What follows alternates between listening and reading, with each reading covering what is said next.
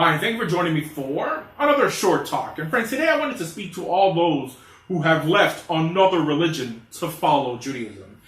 And friends, the reason I felt that I should make this video is because I have met a lot of people who, after coming to the realization that their former belief system or ideology was inferior to Judaism, took that huge step and went ahead and left everything they've ever known to follow Torah Judaism. Only to what? Only to then worry if perhaps they made a mistake. And not a mistake because they are now doubting a life of Torah or miss the Quran or the New Testament or just miss living a secular life. No, friends, a mistake pretty simply because of how Jews behave and how Jewish life is currently formulated. In other words, they ask that if this is the truth, if this is from God, why is it that the Jewish world and Jews are so dysfunctional? And friends, this is also for all those who have also dropped Judaism, and in many cases, God in general, after really getting to know Jews and or what they were taught Judaism was. And why do they end up dropping religion altogether? Well, basically because, look, honestly, when one falls from Judaism, there's really nowhere to go but down, unless one adopts an Eastern system like Buddhism, like many Jews actually do. And this is because Judaism ultimately reveals the inner workings of other religions, which is why the more you study the history of Torah-based religions, like, let's say, Christianity or even Islam, the more you realize that virtually everything you may have once accepted as God-breathed and inspired was only a Talmudic opinion, right, in the midst of many. One that, let's say, Paul or Muhammad may have just ran with. So, Bekitzer, this lecture does not only apply to converts, but really should apply to even people born into the belief system who, like we just said, got fed up with all the stupidity. And again, not fed up with God, but fed up with all the nonsense. And friends, this is the reason we have so many secular Jews. Because honestly, what alternative do they have? Because any rabbi who reaches out to them who doesn't wear black and white and a Gandalf hat is ridiculed by other rabbis as fake or not religious enough. Right? Honestly, what is their alternative? Chabad or the Chavetz Chaim Kiruv system, right? Either way, it's some ascetic group who is really not interested in making this world better, which is, accept it or not, something that is on the mind of the youth nowadays, right? But people who are only interested, these rabbis who are only interested in just pushing a failed old European agenda. And look, don't be fooled. Every shaliach and every makarab knows that their outreach tactics are primitive and outdated. But this is how their rabbis told them to do it. So in short, they elevate tradition over progress. Because that is what happens when you bathe your ideas in the waters of mysticism, right? You suddenly start not caring or caring very little about the consequences of your actions. And when I say they elevate tradition, I mean the Jewish outreach tactics developed in the last 100 years. Because honestly, I don't doubt that the Jews in the Mishnah behaved identical to the way Christians and Muslims do outreach today. In other words, with what? With love and compassion and a practical vision for all of humanity. Which is why the only way outreach rabbis are authorized to win ethnic Jews back is by telling them how intrinsically special they are for having Jewish blood, or how they owe it to their ancestors to keep mitzvot, or how happy they would make their grandmother if they married somebody Jewish or if they kept Shabbat. And this is why Judaism today is not equipped to deal with real people who have real problems, not to mention secular students who have real questions. And this is why synagogues are closing down, and every frum shul has a problem gathering a minyan. Why you have millions of potential converts who love Jews and the state of Israel, right? Who, with the right nudge, would make amazing Torah Jews. But no, friends, someone invents a myth that Jews don't encourage conversion, and everyone runs with it.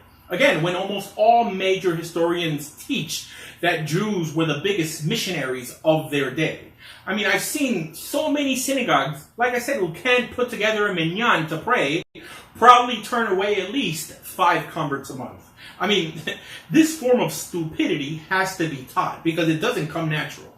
And no, that there is no, like I said, there is no halachic source in existence that teaches to turn away potential converts, right? But they do so anyways because it makes them feel strong in a way, getting back at non-Jews for possibly the sins of their ancestors. And what? Nobody cares, right? V'haftem et hager, no one lifts a finger, right? No one makes a statement. They don't really give a damn. And really, they still wonder why people can't stand to be around them, right? The Syrian community, a community that has no quarrel with publicly calling every convert a Gentile, and no one says anything. No one says anything. Do you hear what I'm saying? Right? Rabbi Asher Meza, they will kick out of a synagogue because he encourages people to convert to Torah Judaism. But Syrians could trample on the Torah all day long, and the Jewish Syrian rabbis are still invited to speak in the wealthiest synagogues. Even in my local Syrian synagogue, right, the Safra synagogue of Mystic Point, right when you walk in, there's a big sign. Converts are not recognized. Converts will not be welcomed in our synagogue.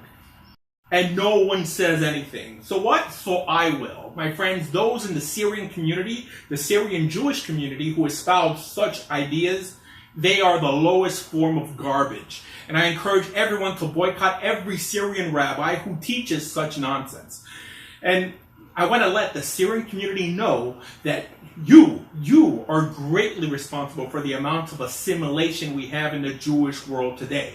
As a matter of fact, most people don't know that the reason conversions have been outlawed in all of South America and why non-Jews in Latin America are not even allowed to enter synagogues is because of the Syrian ban on conversions, right? A ban that the Rabbanut in Israel ran with, which is why they don't perform conversions in Latin America till today.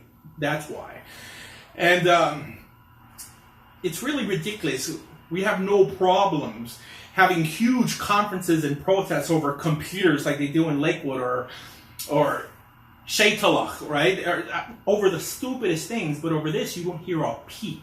Actually, the 2 biggest scandals in the American Jewish world in the last 10 years included the abuse of converts. And the most that rabbis could contribute was suggesting that they should just invalidate every conversion performed by these individuals. Again, not hurting the people who did the violating or the mistreating, but only hurting the converts. This is how ethical our rabbis are, right? And no one says anything. And really, I have no shame in naming the culprits, because honestly, they're just as low as the previous group I just mentioned, which is Rabbi Frendel and Rabbi Tropper. So friends, I'm here to tell you that if you're having second thoughts in continuing your Jewish walk, my friend, you are not alone. And you, my friend, should not forget the reason you chose to live a Torah lifestyle to begin with. And it wasn't or shouldn't have been because of Jews, but because of truth, God, and His Torah. And my friends, let me tell you that by the simple fact that you're upset and uncomfortable at how most Orthodox Jews behave only shows that you know or are familiar with a greater standard and a better way of doing things, something that the Jewish world could greatly benefit from. In other words, if everyone who got fed up with the Jewish world just left, by definition, we would never improve. Like we said, it's not just one thing. There are many aspects at play here, and many reasons why people get fed up with Jews and Jewish life. But ultimately, it's because of the way Jewish religious life has been preserved till now that has not really made it privy to newcomers and Western modes of decency. And please, friends, don't let anyone tell you that the way Jews do things today is in any way similar to how they were doing it for 2,000 years, because that's nonsense. Because, friends, there is a Torah culture that elevates patience, kindness to others, especially to strangers who are kind themselves, feminine women, masculine men, honesty in business. And friends, when you don't see that being displayed by those who claim to live by Torah, you should be disappointed and you should speak out. no matter the consequences, because Torah belongs to anyone who accepts it. So they're not just misrepresenting their God and their Torah, but your God and your Torah. And the answer does not lie, my friends, in breaking off or joining some offshoot. In other words, not by revolution, but by evolution, we will make a difference. We'll get there, friends. However, it won't happen by staying silent. The problem is that Jews have silenced any available means for rebuke, basically classifying it all as lashon hara, even when it's letoelet for constructive purposes. I mean, honestly, friends, can you imagine how large and prosperous Judaism could actually be if religious Jews actually gave a damn? And this is yet another reason to buy into Judaism while its stocks are low. At least for all those altruistic crusaders out there, right? You, my friends, could have a chance in elevating this world's most independently sound, undervalued religion to the top where it should be, and help fix our current day situation. Because the truth is that the Jewish people are shrinking every year. And the millions of dollars spent on outreach is not working. It's really not even making a dent. Why, you ask? Well, in a nutshell, because religious Jews are cruel. Friends, look, I've worked many years in Jewish outreach in Jerusalem and in Chutz La'aretz. So I can tell you firsthand, right, from all the secular kids that go through religious programs, I would say that about 2 out of every 1,000 become religious. Did you hear me? So why is it that Islam and Christianity have 40 times those numbers, especially when Judaism is far more philosophically profound? Why? Easy, because Jews are unhappy and most of the times are very bigoted. Especially when the secular Jew who is being presented with modern day Judaism is told at the outset that by becoming a religious Jew, he or she cannot even encourage those around them in their secular life to follow in the same path that he or she is taking, supposedly because we Jews don't proselytize. Again, a myth.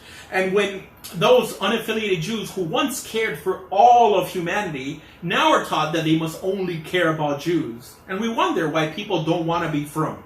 Friends, this is not Torah, and this is for sure not Judaism. And this is why Judaism is losing. And I hope you are hearing every word I'm saying tonight. And the truth is that it pains me to bash people like this. I mean, it really does. Heck, I'm known for someone who encourages people to become Jewish and live Torah and to enter the Jewish people, so I don't take this lightly. But my friends, I cannot stand idly by while we just disappear.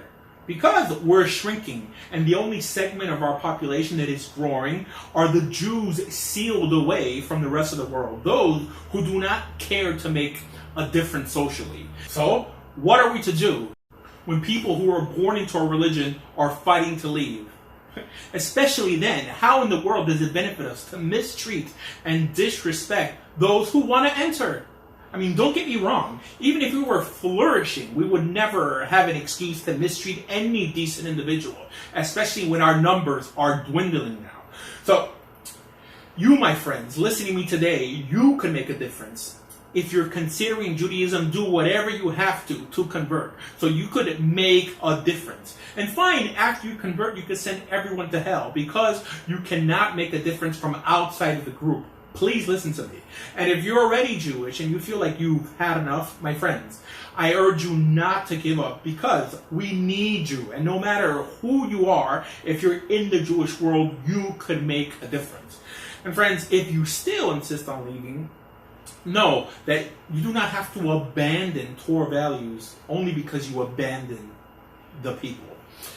This is something there is never an excuse for. Okay? So friends, for more information about everything Jewish, please visit bejewish.org. Thank you.